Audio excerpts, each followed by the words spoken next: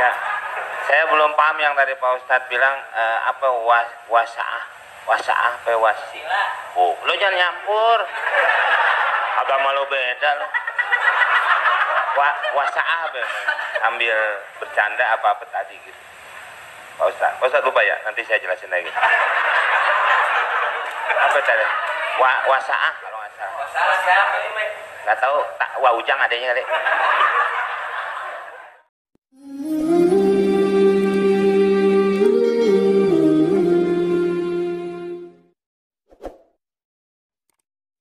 Terima kasih Bang Tola, Tobek Lala. Ustadz, tadi Ustadz cerita bahwa Rasulullah juga bergurau, tapi gurauannya itu tidak pernah berdusta, dan itu yang tidak boleh kata Rasulullah. Sementara teman-teman pelawak, sadar atau tidak sadar, lawakannya itu banyak berdustanya juga Ustaz. Cari-cari mengada-ada kan, karena memang tujuannya untuk membuat orang tertawa. Tapi kalau saya kan, maaf, saya bukan pelawak, saya peragawan Ustaz. Jadi peragawan pakaian anak-anak. Jadi saya dengar dusta ya kan gitu ya.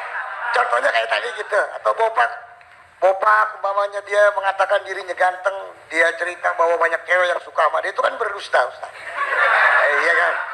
Fitnah kan? Kita willing. Enggak, tapi kalau soal ketampak. Jadi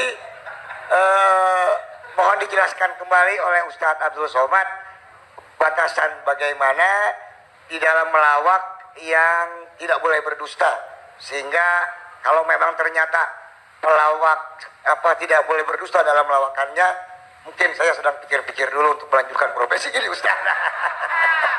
Saya takut langsung neraka. Terima kasih Ustaz Abdul Somad. Assalamualaikum warahmatullahi wabarakatuh. Ada saatnya kita berilustrasi, menceritakan suatu kisah. Jadi sebetulnya para penulis novel Islam pun dia sebenarnya kisah itu ada juga yang fiktif atau dicampur antara nyata. Bahkan Buya Hamka menulis kisah campuran antara tenggelamnya kapal Van der Wijk adalah campuran antara nyata dan fiksi. Apakah ketika orang bercerita tentang fiksi itu dia berdusta? Tidak. Jadi kita bisa bedakan itu antara orang memang betul-betul dia berdusta. Kemarin saya melakukan ini suatu, padahal cerita itu tidak ada.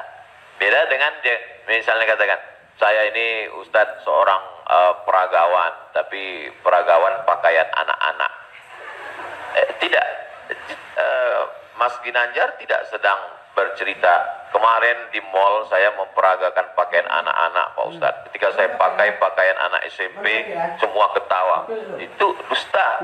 Tapi ketika dia katakan cerita awal tadi, semua orang tahu bahwa dia tidak sedang memperagakan pakaian anak-anak.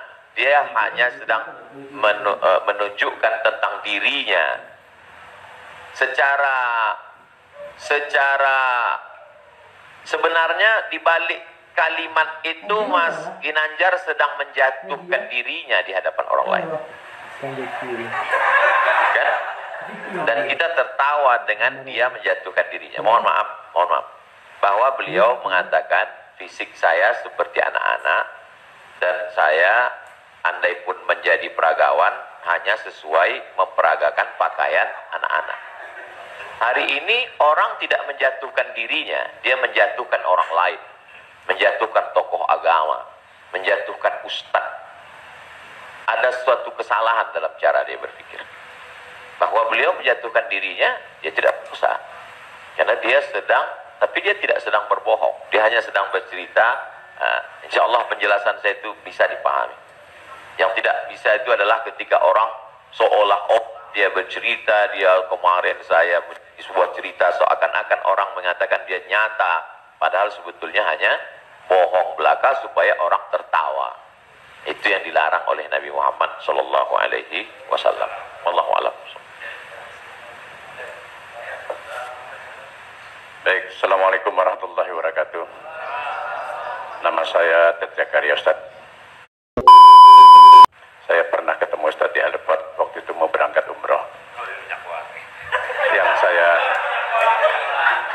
yang saya ingin mohon penjelasan dari Ustadz. Sekarang ini banyak pelawak-pelawak yang ikut ceramah juga. Pelawak sekarang ini dibutuhkan di mana-mana buat ikut ceramah.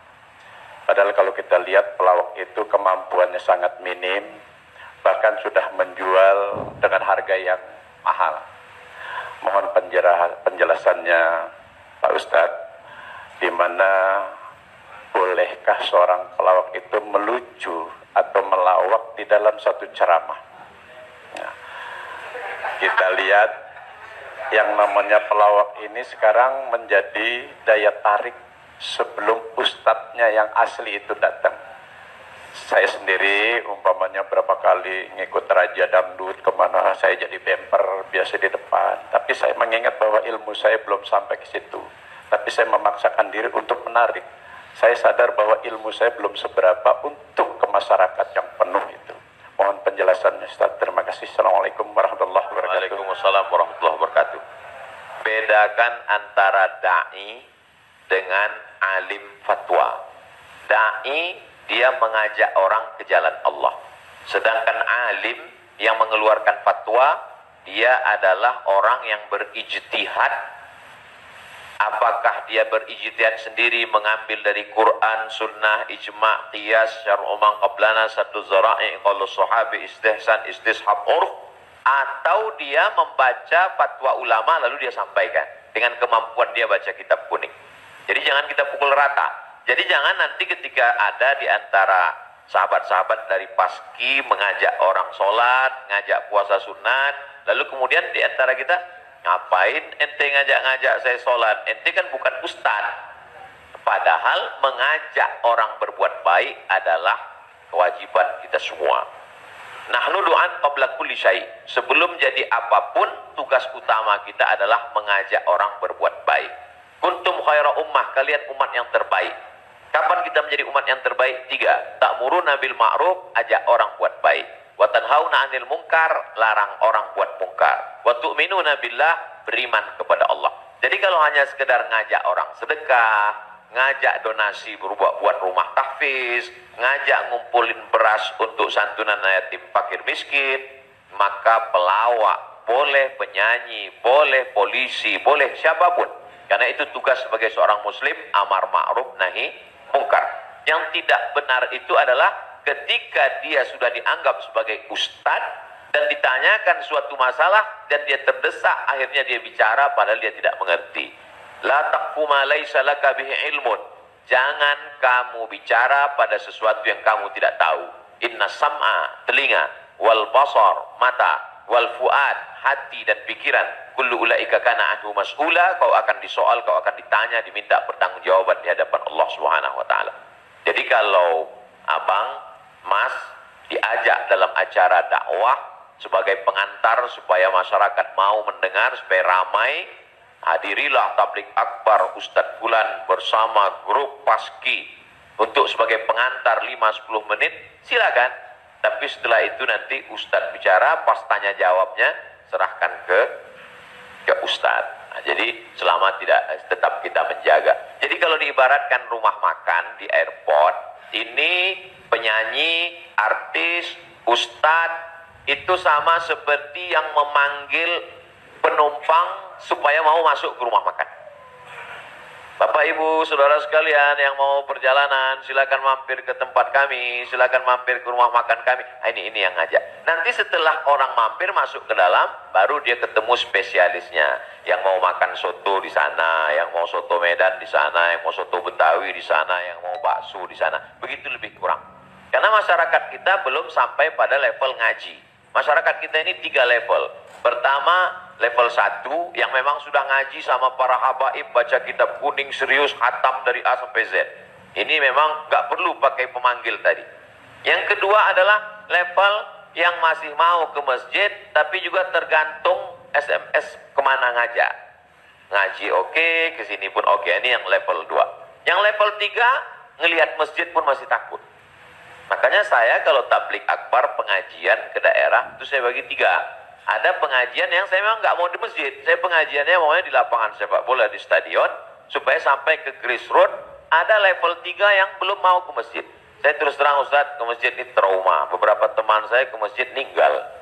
Nah, jadi yang level ini masih mau, masih bercampur. Jadi kalau ada orang yang ngejek, apa itu? Dakwah apa itu? Pengajian apa itu? Kenapa melibatkan artis? Ini salah satu cara. Jadi Wali Songo dulu, tidak bisa Wali Songo datang ujuk-ujuk langsung baca kitab kuning, nggak bisa. Makanya mereka buat solawatan. Dia tahu tradisi orang Jawa pukul gending, pakai wayang. Maka dia buat cara wayang. Dia pakai wayang. Jadi sekarang kalau mampu buat film pendek atau melibatkan artis, video tanya jawab saya dengan pertanyaan yang sama, dengan jawaban yang sama, tapi dengan pengantar artis berbeda viewernya. Yang ngasih tahu penonton. Ustaz, coba Ustaz lihat ini. Ini dengan musyawarah sekian penontonnya. Tapi ketika Ustaz di masjid dengan jamaah sekian penontonnya. Artinya apa? Dakwah bisa sampai melalui lisan sahabat-sahabat kawan-kawan. Jadi pakai kesempatan ini untuk mengajak orang lebih banyak ke jalan Allah Subhanahu wa taala. Wallahu a'lam. Barakallah.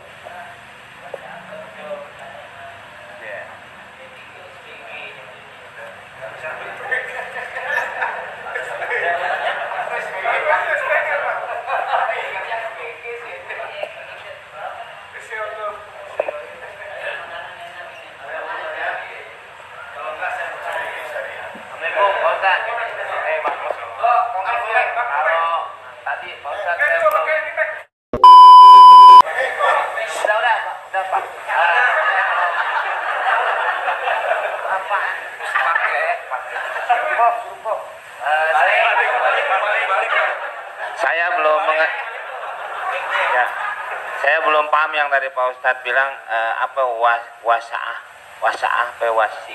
Oh, lo jangan nyampur. Agama lo beda lo. Wasaah apa? Ambil bercanda apa tadi gitu. Pak Ustadz lupa ya, nanti saya jelasin lagi. Apa tadi? Wasaah kalau nggak salah. Wasaah siapa ini? Nggak tahu. Ujang adanya kali. Ya Pak Ustadz. Bacanya apa? Ya itu wasilah, bukan wasaah apa wasiah? Satu baik satu buruk. Wasalah mah habis dong. Ya? Sa'ah wa sa'ah. Nah, itu Pak Ustaz. Sa'ah.